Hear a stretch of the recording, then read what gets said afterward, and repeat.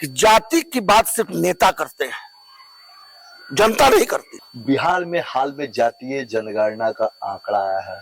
ऐसे में आप सवर्ण के कोटि से आते हैं, आंकड़ा बहुत कम है।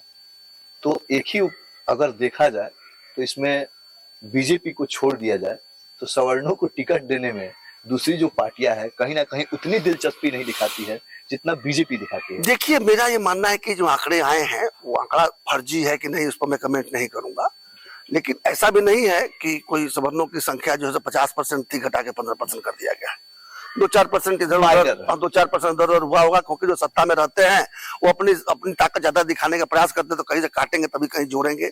और निश्चित रूप से चूंकि सवर्णों को एक तरह से परंपरागत रूप से भारतीय जनता पार्टी का समर्थक माना गया है, इसलिए उन्हीं की संख्या काटने में उनको ज्यादा मजा आया होगा, तो मैं मान लेता हूँ।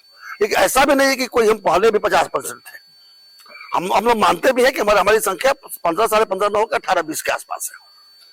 जब भूमिहारों की संख्या जो दिखाई गई 2.86 नहीं, 4+ है, समझे ना। इसी तरह से राजपूतों और 1% 1.5% सब में से काट के वहां बढ़ा लिया गया है। तो लेकिन इसका मतलब ये नहीं था तो पहले भी तुम्हारी संख्या नहीं थी।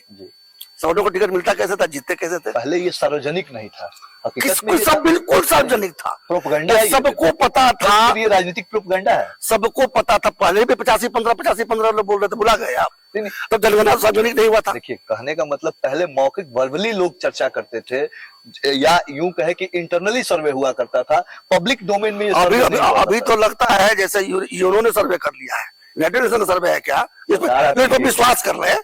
सरकार ने आंकड़ा जारी कर दिया, मानते हैं, हम तो डिस्प्यूट भी नहीं कर रहे हैं। आप 0 कर देंगे तो ही फर्क नहीं पड़ता है हमको, आप अपने ही जतिया में गिन लीजिए, हमें कोई फर्क नहीं पड़ने वाला है। बात ये नहीं है कि हम क्या है या कितनी संख्या हमारी है, बात यह है कि हमारा प्रभाव क्या है।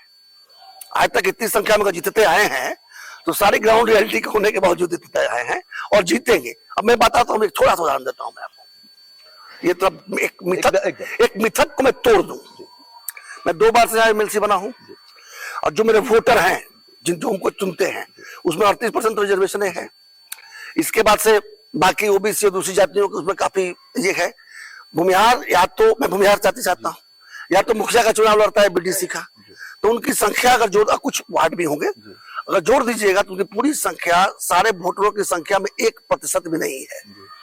पहली बार मैं जब भारतीय जनता पार्टी के समर्थन चुनाव लड़ा तो 52% लाया, तो 51 किन जातियों का आया था। मान ले कि एक का एक मुझे ही मिल गया, तो भी 51 कहां से आया? और इस बार तो भारतीय जनता पार्टी का समर्थन नहीं था, 55 और कहां से आया? एक तो मान लेते कि एक जो मुझे मिला।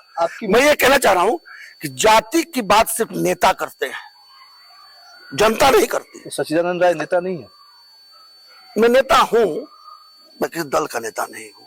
जो दल जो राजनीति में जाति के आधार पर बनाए गए हैं, जैसे लालू जी का MY समीकरण, कुशवाहा जी का अपना पॉकेट में लेके घूमते हैं, 8%, 10% घट के 4% पे चला गया, जो भी हो।